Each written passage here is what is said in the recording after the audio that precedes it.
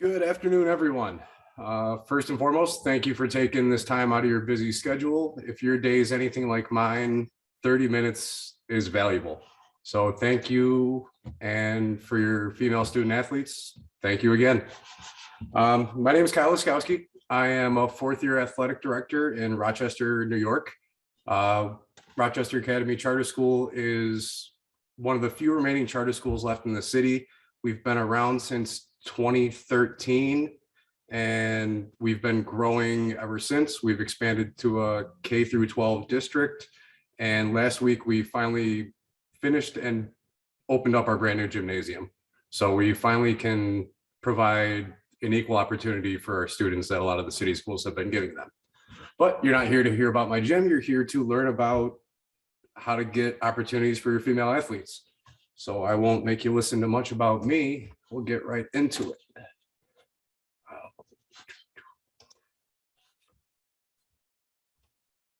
All right, so this webinar is providing opportunity for young females to become leaders in athletics. This was the only topic that I could really think about giving a webinar on. And right in the middle of this picture is two reasons. First, that's my daughter in the middle. Kind of everything I do, and honestly, in both professional and my personal life. Hey, Coach, I don't think we can see your screen quite yet. How do I, let's see. So the green button in the middle of the Zoom icon, go ahead and hit share screen, and then just select the one that you want to present. Oh, let's see. Where's my green button? Sorry, everybody. Share screen. All right. You think I'd be good at Zoom after 2 years of COVID? Are we good? Yes, if you want to go ahead and just put into present mode, we'll be good to go. All right, here we go. So the picture right here. First, that's my daughter. Her name is Shay. She is the reason I do basically everything I do professionally. And it's kind of for her. She doesn't go to my school, but I like to think that if I ever were to transfer her to my district, I have every opportunity that she would want. This young lady right here, she's not one of my students. She was on this team. That look on her face, that is the reason I do my job. That look, that smile, her excitement, that's why I wake up and come to school every day. That response. It's something that we don't see every day, especially in high schools. A lot of kids are miserable. A lot of kids don't want to be here. Student athletes are different. Student athletes, they're excited. They've got drive. They've got goals.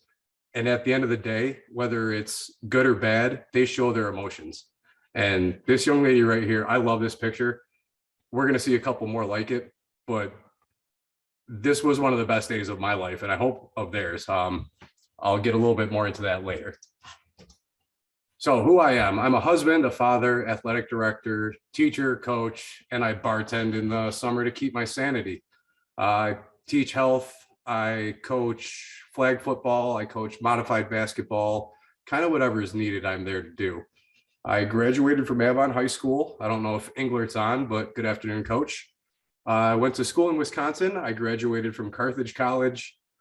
I practiced football. I practiced baseball. I can't say I played because I was never that good, but I committed to the team and I enjoyed every minute of that experience. I got my master's of education from the U in athletic administration, and I got certified as an athletic administrator just last year. And I've been known to play the mascot game. Every now and then I'll fill in, I'll throw on the costume and run around the building. It's a blast. This is our school. This is my basketball team. This happened to be their first game in the brand new gym. And I don't want to say they beat the other opponent pretty bad, but the score is not what it should have been. We have a very good coach. He let players play that normally don't play. He did his job well, but these girls were very excited. They were happy. It made my night. So when Rex first opened, I was not the athletic director. These were the offerings for our females. They had varsity volleyball, but we had no continuity in the program. We had 4 coaches in 5 years, and it was basically whoever wanted to coach had that opportunity. We had modified basketball and varsity basketball, no JV team. We had varsity track and field, and we had a cheer team for the winter, but they'd never finished the season and they had a new coach each year. In total, we had about 50 to 60 of our 300 female students who participated in athletics. I took over in 2019 and I immediately started a push for not just expansion of the athletic department, specifically on the female end. I made a push to open up the budget and the checkbook and provide programs for our girls. I went to my superintendent and I explained what other schools offer and what we didn't offer. And it didn't take long for him to realize that we were doing our students a disservice. So since 2019, we've expanded drastically, I like to think. We've got modified and JV volleyball. We added a varsity soccer team. We have modified and JV basketball. We've got our 3rd straight year of competitive cheer with the same coach and our girls finishing a season. We added modified track. We were one of the pilot teams for flag football in New York State. I've added an athletic council. We have the Women of Will leadership squad. And this year we're doing esports, golf, and bowling. And we average about 90 to 100, 120 students every year who are participating in sports now. Here are my girls.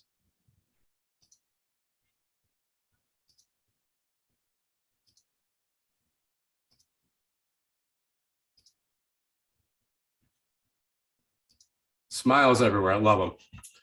One of the biggest parts of this expansion for me has been the BSN and Under Armour Women of Will program. That's our logo right up here in the corner. This program it's been a lifeline for me. Between Maria, Emmy, Tisha, and a few others who've kind of moved on, it is the best and most supportive team that I've worked with in any aspect of this job. Anytime I have a question or concern, or even just asking, what do I do for this webinar? I email the group and I get a response, and then another response, and then another response. And the answers, the resources, the information I get from the ladies, it's unbelievable. In addition to just the information, they offer a leadership program, which just started last year. They're starting to expand it now. I have 12 girls who every month they meet, they discuss the curriculum that's being introduced for that month, and they kind of plan our events in conjunction with the Student Athletic Council. I don't make any decisions anymore. I leave it up to this group of young ladies and a few gentlemen, and they plan, they produce, they come up with almost everything that the athletic department does at this point. We also have access to exclusive designs for some of the shirts and uniforms. All our girls' stuff has the Women of Will brand logo on it. We also have access to end of the year awards. So last year I named my Under Armour Women of the Will a senior who for 4 years, she wasn't the best athlete. She didn't win states, but she was there every day. She did her job. She showed up to practice, to games. She would encourage teammates. She was the ideal student athlete. And in giving it to her, I overlooked the student who went to states for track, who was all county for basketball, but she was nasty. She was mean. She was a bad teammate. She yelled at coaches. She yelled at players. And I couldn't put her on that pedestal of, she's not my woman of will. She's a hell of an athlete. She's a great competitor, but she wasn't who I wanted my female student athletes to look up to. So that's a big one for me. It's a resume builder for the girls. They go on to college if they're competing for a spot. That's another kind of thing on their line. But for me, that's putting up one of my seniors on a pedestal in front of the rest of the school and saying, this is who I want you to be. If you're going to be one of my student athletes, here is your model. And the winner last year, when I announced her name, she looked like she was going to cry. And it's just those kind of little moments that it reinvigorates. I might have a hell of a day. It might be stressful, but then I get to the end and it's that smile, that energy. It's like a cup of coffee. And again, the support, the encouragement, those are huge. I've never waited more than a day or two to get a response from the team. And kind of one of the added bonuses is product testing. With flag football, there really isn't a huge market yet on the girls' side. So I think next week, product manager from BSN and Under Armour is coming in with some cleats for the girls, and they're going to be product testers. And just the look on their faces when I told them the potential of it and what's going to happen, it's exciting. They feel like they're special. They get to do something that nobody else in the area is doing. And I love the look on their face when they realize that they're getting something nobody else is. I've got boys in my in my campus who walk around and they're jealous of the female athletes now. And I don't know how often that's ever really happened anywhere. Just going by the numbers, 80% of professional athletes are guys. It's tough to really look on TV and see female role models in the athletic world, because out of that 20%, they're not on TV a lot. They're not TNT Friday night games that are televised. So the young ladies miss out on all these role models, and we just don't have the opportunity for them. And as our job, as athletic directors, as coaches, as administrators, we should be providing them every opportunity. My flag football girls. So New York State introduced flag football last year. It was a pilot program with help from the Buffalo Bills, New York Jets, and New York Giants. Teams across the state were given grants, and basically we were told to start playing football with our girls. And it couldn't have worked out any better. We were one of 8 teams in Section 5. We had 24 girls come out for the team. 11 had never done anything athletic, at least for my school. They showed up on day 1, and every single one of those girls was there until the very end. It's technically an emerging sport in New York State. There will be state championships next year. This year, we're up to 24 teams in Section 5. We're going to hold sectionals, and then the winner of that will play a crossover championship, ideally at Highmark Stadium again against the Section 6 team. All these pictures are from a scrimmage against Section 5, against Section 6 at the Buffalo Bills Denver Broncos pregame. I can't say for certain, but there was about 45,000 people at this game. I don't know if any high school girl has played flag football in front of that big of a crowd.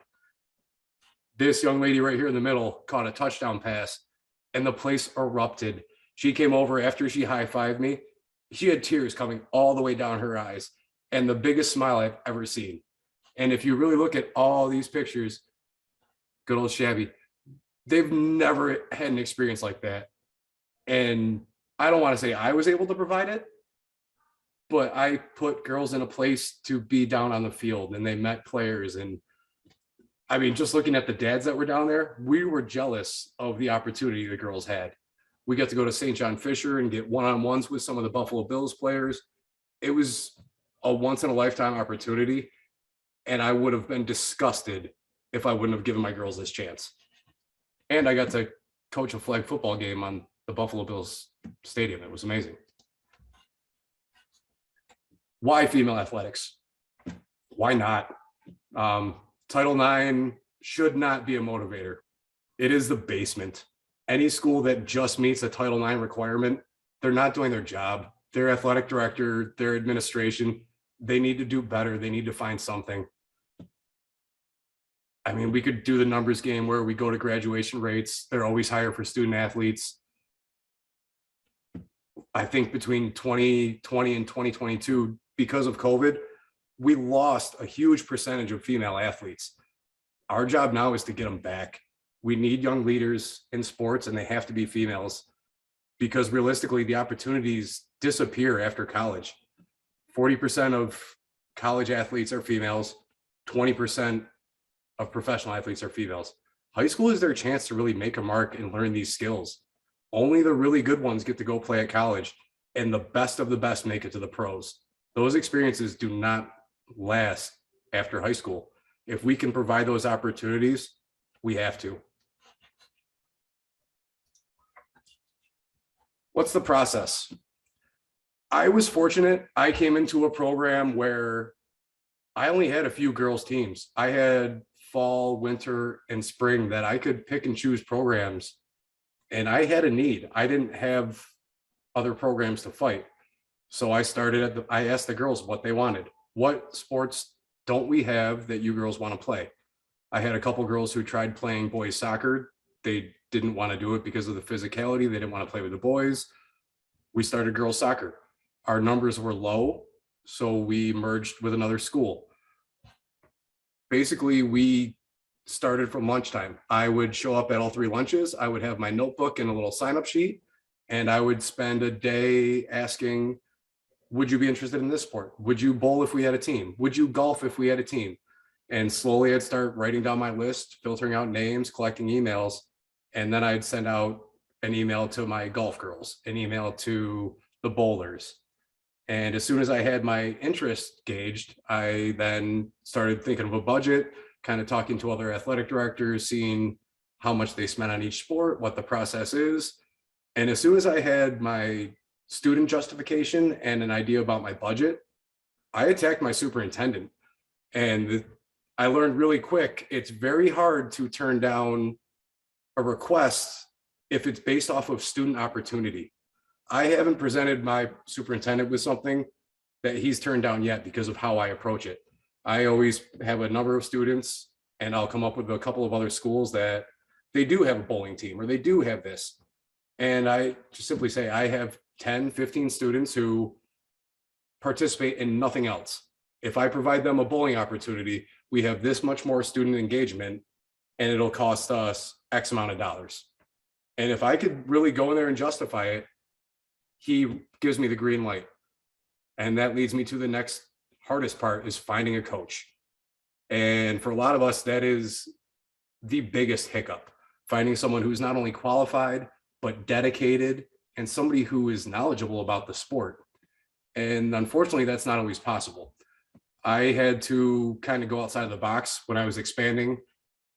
I don't have a lot of athletic teachers in my building or ex-athletes, but I've got a lot of teachers who are great with kids. So when I started my JV volleyball program, I found a teacher who, she's my music teacher. She is the most unathletic person in the building, but the kids absolutely love her.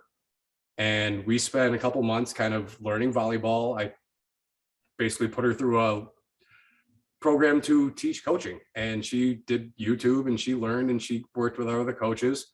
And that was 3 years ago, and she's still coaching. She's got the biggest numbers percentage wise for number of kids who come out for a team who stay with that team. She doesn't lose girls. If they show up on practice 1, they're there till the ceremony at the end. It's not because she's a great volleyball coach. She's a great person.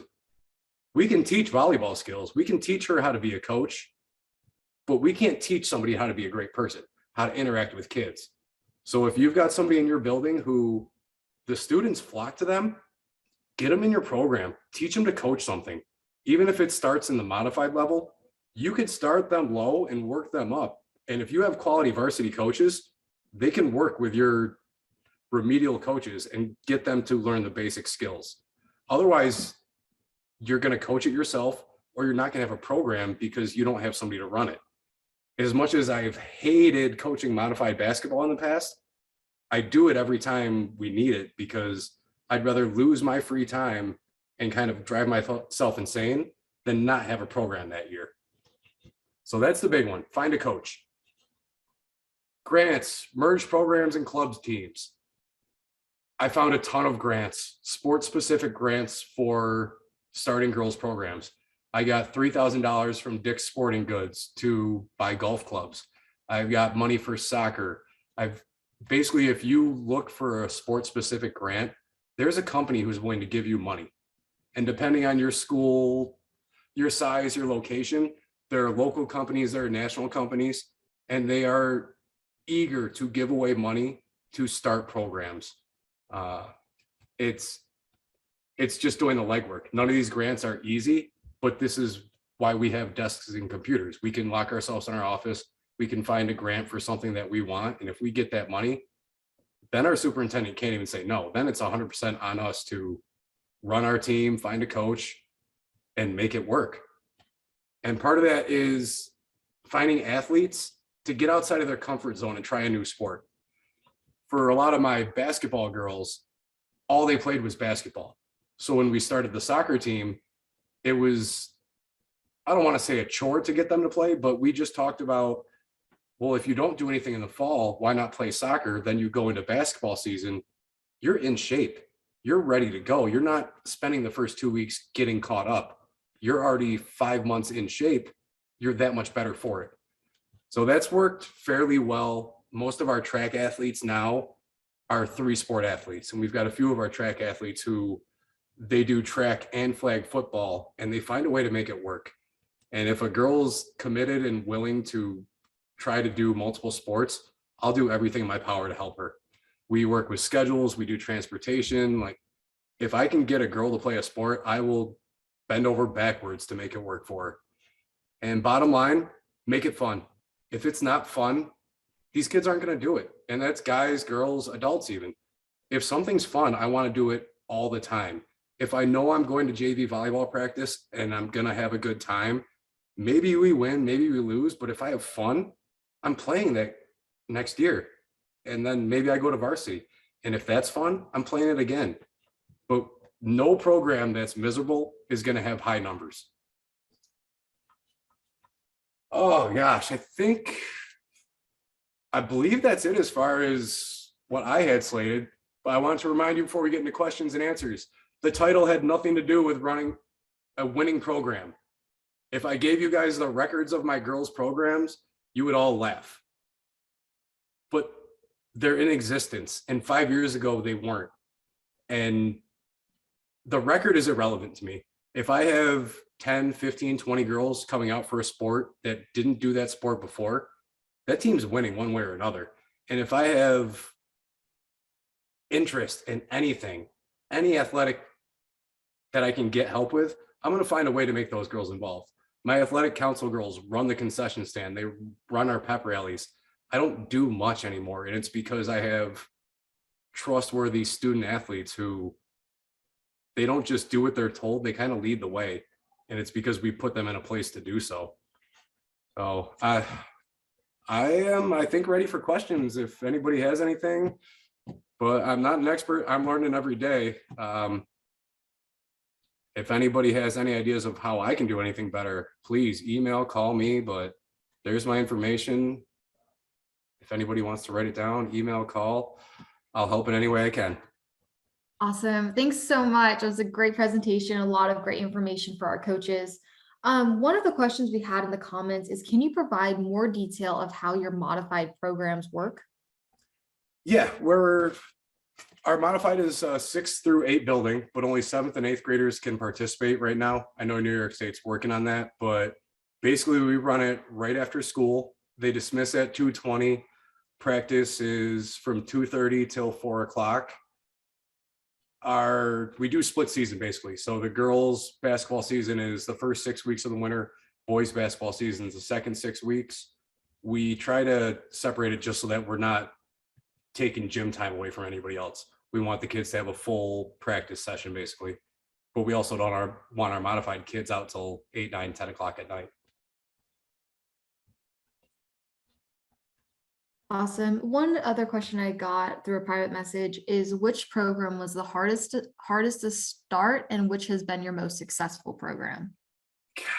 I didn't start cheer, but that one has been probably the biggest kind of need to hold the hand along to make sure that everything is in line. It's just, there's a lot of emotion in cheer. And as soon as a couple of girls feel like they're being disserviced or they're not in the right spot or they don't get enough front time, then we have to have kind of one of those team meetings and make sure everybody's on the same page and it's a team. And cheer is the most work, most successful. Oh gosh, I really want to say flag football. It has been more fun watching this process happen. I mean, obviously the Buffalo Bills thing was a lifelong experience, but just watching this sport develop across the state, it's amazing. We went from 8 teams. We've got 22 this year. Every section in New York State, except one, is going to have a viable flag football league this year. So I'd say that's by far the most successful. Awesome. Not seeing other, oh, here we go. Tisha asked, how do you keep it positive day in and day out? The students, like I said, they're kind of my random cup of coffee. I had to miss yesterday. My son was sick, so I stayed home.